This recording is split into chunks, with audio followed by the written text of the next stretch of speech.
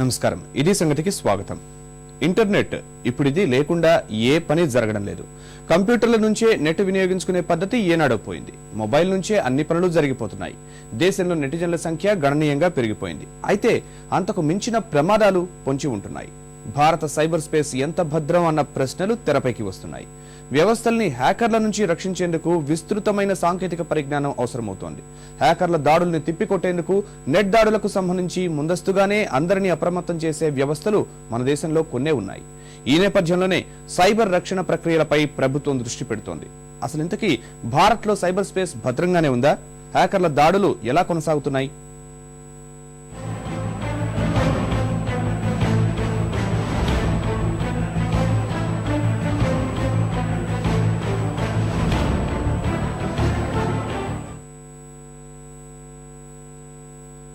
మరో ప్రమాదం ముంచుకొస్తోంది. సాంకేతికత పెరిగిన కొద్దీ ఆ పక్కనే చిక్కులు పెరుగుతుంటాయి. నేటి అత్యున్నత సాంకేతిక ప్రపంచంలో సహేతుక వినియోగం కన్నా దుర్వినియోగమే అధికం. ఈ తరుణంలో కొత్త సమస్యలు పుట్టుకొస్తున్నాయి. మన దేశ సైబర్ స్పేస్ ఎంతవరకు సురక్షితం? అంతర్జాల వినియోగం అధికంగా ఉన్న దేశాల్లో భారత్ ఒకటి. సాధారణ ప్రజలకు సైబర్ ప్రమాదాలు, దాడుల గురించి తెలిసింది చాలా తక్కువ. ఇదే అదనుగా సైబర్ నేరాలు మితిమీరుతున్నాయి. మన సైబర్ స్పేస్ లోకి చొరబడుతున్న అరాచక శక్తుల గురించి అవగాహన పూర్తి స్థాయిలో ఉండటం లేదు. ఇప్పుడు కొత్త ప్రమాదం ఏంటంటే, స్మార్ట్ ఫోన్లు, ఆండ్రాయిడ్ మొబైళ్లు వచ్చాక అంతర్జాలం చేతిలోనే ఇమిడిపోయింది. అరచేతిలో ఇంటర్నెట్ సైబర్ నేరాలను మరింత సులభతరం చేస్తోంది. సమాచార తస్కరణ గతంలో కంటే ఇంకా పెరిగిందని, జాగ్రత్త వహించాలని ప్రభుత్వమే హెచ్చరిస్తోంది. వాటిపై అవగాహన కల్పించటం, సైబర్ రక్షణ ప్రక్రియ రూపొందించటం, ఈ రెండు పనులు ప్రభుత్వానికే సవాలుగా మారాయి.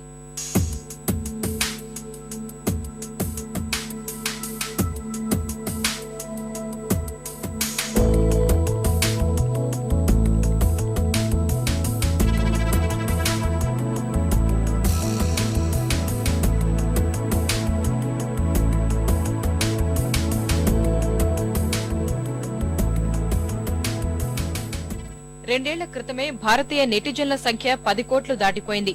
దీనికి అదనంగా దాదాపు 38 కోట్ల వినియోగదారుల మొబైళ్లకు ఇంటర్నెట్ కనెక్షన్లు ఉన్నాయి. ఈ సంఖ్య రోజురోజుకు పెరుగుతోంది. అంటే భారత జనాభాలో దాదాపు సగం మంది కంప్యూటర్లు, మొబైళ్ల ద్వారా అంతర్జాలాన్ని వినియోగిస్తున్నారు. 2005 నుంచి 2010 మధ్య 5 ఏళ్లలో ప్రపంచవ్యాప్తంగా నెట్ వినియోగదారుల సంఖ్య రెట్టింపైంది. ప్రపంచవ్యాప్తంగా నెటిజన్ల సంఖ్య 2 కోట్ల పైనే. అందులో దాదాపుగా 5వ వంతు మన దేశంలోనే ఉన్నారు. అందుకే మన సైబర్ స్పేస్ ఎంతవరకు సురక్షితంగా ఉందన్న అనుమానాలు చర్చనీయాంశమవుతున్నాయి.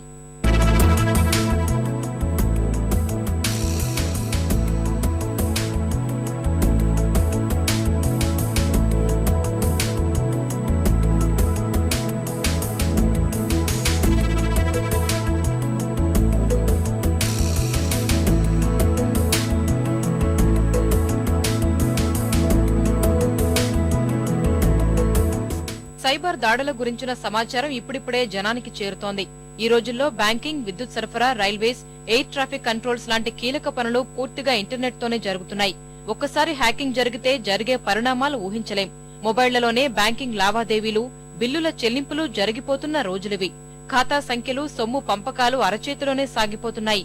కానీ మనకు కనిపించని అంతర్జాల ప్రపంచంలో దోపిడీ దొంగలకు ఒళ్లంతా కళ్లే. ముఖ్యంగా మొబైళ్లలో అంతర్జాల వినియోగం విచ్చలవిడిగా మారింది. ఖాతా వివరాల నుంచి ప్రతి ఒక్కటి అప్రమత్తంగా చూసుకోవడం తప్పనిసరి. ప్రభుత్వ వెబ్సైట్లే విదేశీయుల హ్యాకింగ్ కు గురై అతలాకుతలం అవుతున్న పరిస్థితి కనిపిస్తూనే ఉంది. ఆ విషయంలో భారత్ కూడా బాధిత దేశమే. ఇలాంటి అభద్రతా పరిస్థితుల్లో నెట్ వినియోగంపై నియంత్రణ సాధ్యమవుతుందో లేదో గాని ఓ కన్నేసే వ్యవస్థ ఉండాలనే ప్రభుత్వం భావిస్తోంది. సైబర్ స్పేస్ రక్షణా వలయాన్ని నిర్మించే ప్రయత్నాల్లో ఉంది. దేశంలో సైబర్ క్రైమ్ విభాగం ఇంకా సాధారణ స్థాయిలోనే ఉంది.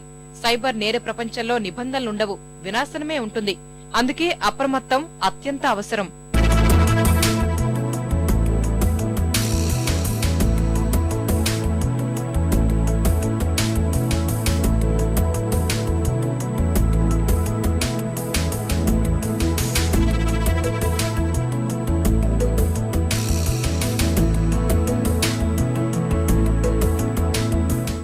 ఈ మధ్య విస్తృతంగా నలిగిన అంశం ఐసీటీ.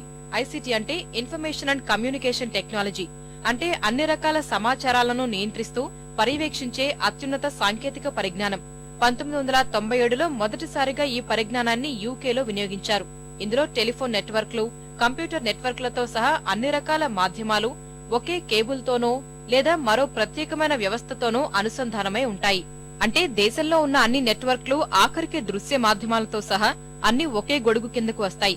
సమాచార మార్పిడి గాని మరొకరి సమాచారంపై నిఘా క్షణాల పని. సైబర్ నేరాలను త్వరగా పరిష్కరించే శక్తివంతమైన పనిముట్టు. బాగానే ఉంది, కానీ ఇందులోనూ ఎన్నో ప్రతికూలతలు. ఐసీటీ వల్ల ఎన్ని లాభాలో అన్నే నష్టాలు ఉన్నాయి. ప్రజల సమాచారాన్ని తమ అధీనంలోకి తీసుకుని వారికి హాని కలిగించే సైబర్ బుల్లీయింగ్, ఫిషింగ్ సైట్లు విస్తరించే ప్రమాదాలు ఎక్కువే. అన్ని నెట్వర్క్లు ఒకే చోట ఉంటే అది హ్యాకర్ల బారినో ఉగ్రవాదుల చేతుల్లోనో పడితే పెద్ద విపత్తునే సృష్టిస్తుంది. విదేశాల్లో ఐసీటీ చాలా శక్తివంతమైన పరిజ్ఞానంగా సుపరిచితమే. సైబర్ వార్కి ఇదే సరైన అస్త్రమని ఆధునిక ప్రపంచం దృష్టి పెడుతోంది. కానీ ఇంత అత్యున్నత సాంకేతిక పరిజ్ఞానం రెండు వైపులా పదును ఉన్న కత్తి అన్న భావన ఉంది.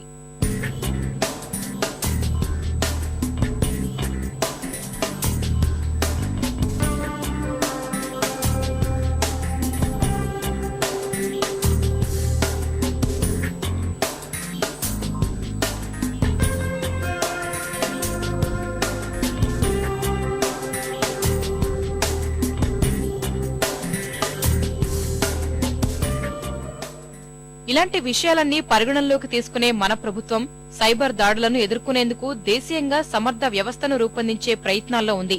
నాట్ గ్రిడ్ లాంటి ప్రతిపాదనలున్నా అవి త్వరితగతిన ముందుకు సాగడం లేదు.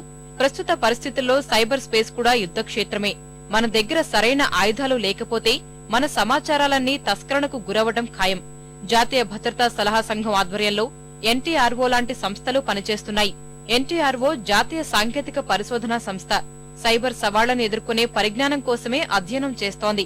అందుకు 700 కోట్ల రూపాయల నిధులు అవసరమని అంచనా. భారత సైట్లపై చైనా హ్యాకర్ల దాడిని తిప్పికొట్టే ప్రణాళిక రచిస్తోంది. సమాచార మార్పిడి అధ్యయన సంస్థ ఐసాక్ తో కలిసి ఎన్టీఆర్ఓ 2011 నవంబర్లో నేషనల్ సెక్యూరిటీ డేటాబేస్ ను ప్రతిష్టాత్మకంగా ప్రారంభించింది. ఇది పటిష్టమైన వ్యవస్థే అని నిపుణుల మన్ననలు పొందింది. ప్రస్తుతానికి భారత్లో సైబర్ దాడులు నివారించేందుకు తయారు చేసిన వ్యవస్థంటూ ఉంటే అది ఇదే. కానీ అన్నిటికన్నా ముందు మన నెట్వర్క్లను హ్యాకర్లకు చిక్కనంత భద్రంగా మార్చుకోవాలి. సైబర్ భద్రత కోసం అత్యంత పటిష్ట వ్యవస్థను మనమే దేశీయ పరిజ్ఞానంతోనే తయారు చేసుకోవాలని ఈ మధ్య జాతీయ భద్రతా సలహాదారు శివశంకర్ మీనన్ ఓ సదస్సులో ప్రకటించారు.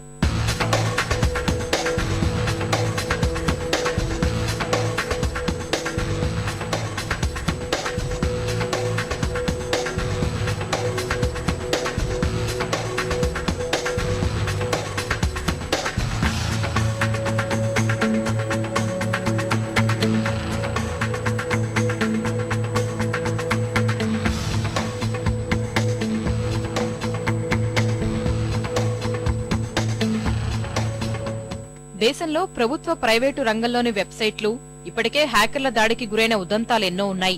సమీప గతంలో మన రాష్ట్ర ప్రభుత్వ వెబ్సైట్లు కూడా హ్యాకర్ల గుప్పిట చిక్కాయి. తాజాగా Indian computers emergency response team దేశంలోని ప్రముఖ ప్రైవేటు, ప్రభుత్వ వెబ్సైట్లకు హ్యాకర్ల ప్రమాదం ఉందని వెల్లడించింది. భారత్లో ఈ తరహా ఘటనలు రాను పెరిగిపోతున్నాయి.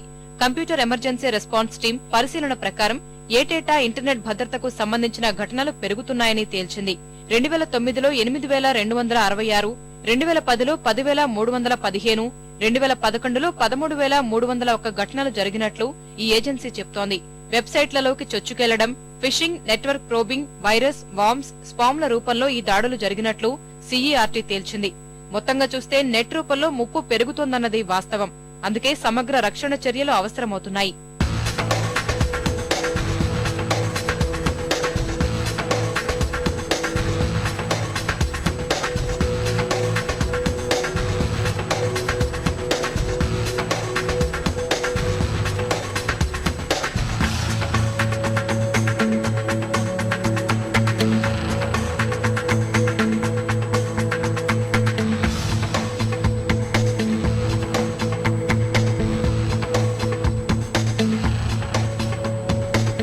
సైబర్ నేరాలు అరికట్టేందుకు వ్యవస్థల నిర్మాణం సరే, కానీ అది పౌరుల స్వేచ్ఛకు భంగం కలగకూడదు.